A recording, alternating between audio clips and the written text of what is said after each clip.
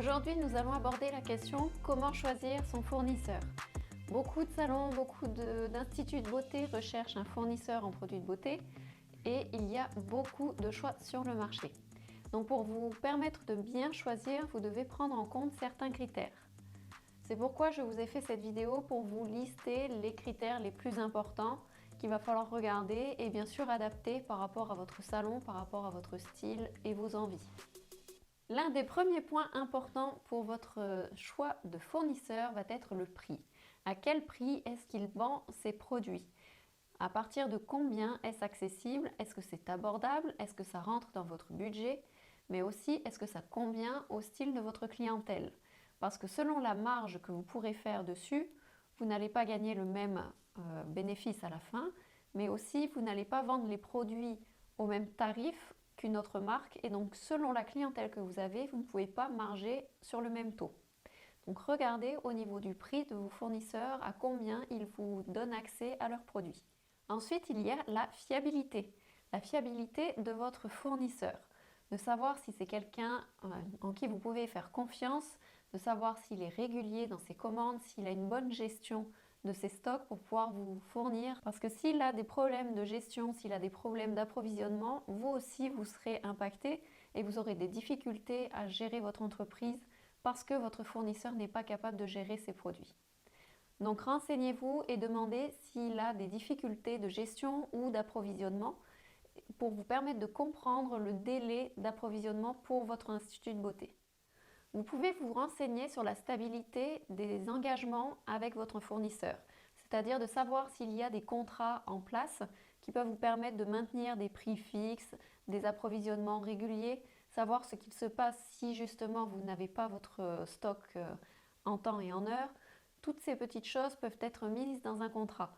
Ce n'est pas obligatoire, beaucoup de fournisseurs ne le font pas, mais ça peut vous permettre une stabilité et une sécurité pour votre entreprise.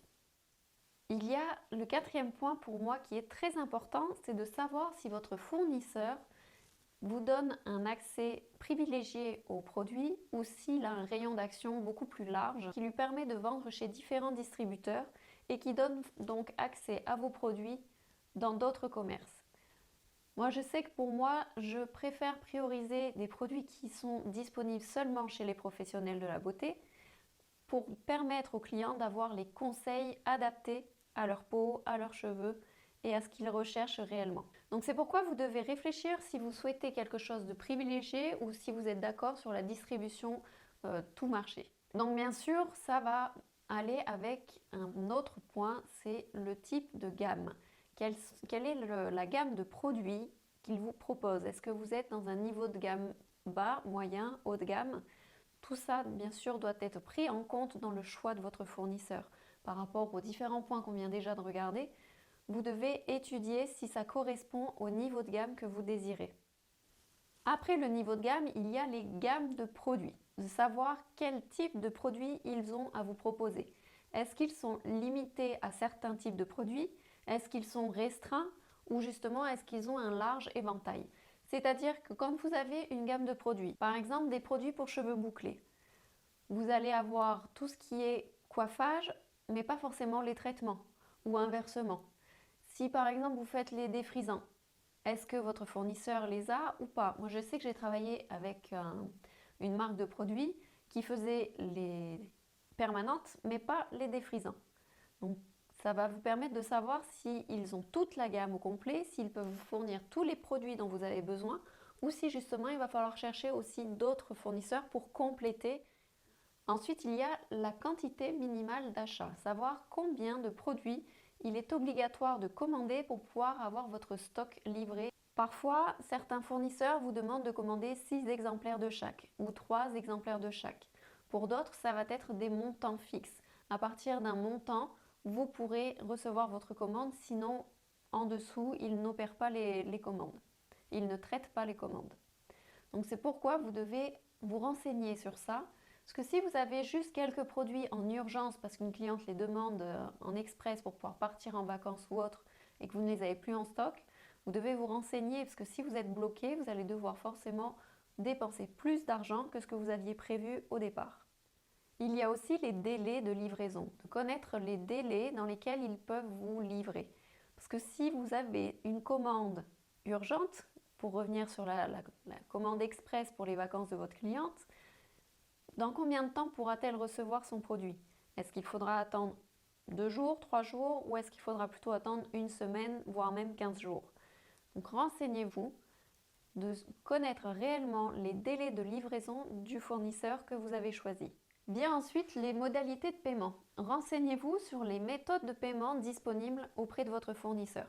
De savoir s'il est possible de payer en différé, d'avoir un crédit qui pourrait vous faciliter le paiement de vos commandes. Donc, chaque fournisseur fonctionne différemment. Demandez-leur la méthode de paiement qu'ils appliquent en général et savoir s'il est possible parfois de faire des exceptions. Vient ensuite la réputation de votre fournisseur. Vous devez vous renseigner sur la réputation du fournisseur que vous avez choisi. Parce que même s'il rentre dans toutes les cases que vous avez décidé, que vous avez choisi au niveau des critères que l'on vient d'énumérer, s'il a une mauvaise réputation, il sera très difficile de travailler correctement avec lui. Donc c'est pourquoi vous devez vous renseigner sur sa réputation. Et si vous souhaitez, vous pouvez toujours le contacter par email, par téléphone. Vous pouvez même demander à rencontrer un représentant pour être sûre et certaine de la personne avec qui vous allez traiter et justement échanger pour vos commandes, pour le suivi de votre stock et pour connaître les nouveautés des produits. Vous pouvez leur demander s'ils ont aussi un centre de formation disponible ou des formations possibles à domicile, c'est-à-dire qu'ils viennent dans votre institut pour vous former sur les produits que vous avez choisi de prendre et de vendre dans votre institut. Mais pour ça, vous devez les contacter et voir justement combien ça coûte et quelles sont les conditions pour avoir tout ça. Donc j'espère que vous arriverez à trouver le bon fournisseur qui convient au mieux pour votre entreprise, pour la vision de votre commerce et surtout qui corresponde au mieux à votre clientèle. Si vous avez des commentaires, des questions, des suggestions, n'hésitez pas, écrivez-moi, laissez-moi un message, allez sur mon site, vous pouvez aussi me contacter sur mon site web, ça me fera plaisir de vous répondre et allez voir les autres vidéos que j'ai sur ma page. Il y a pas mal d'infos qui pourraient vous aider à gérer au mieux votre entreprise. Je vous souhaite une belle journée et à bientôt!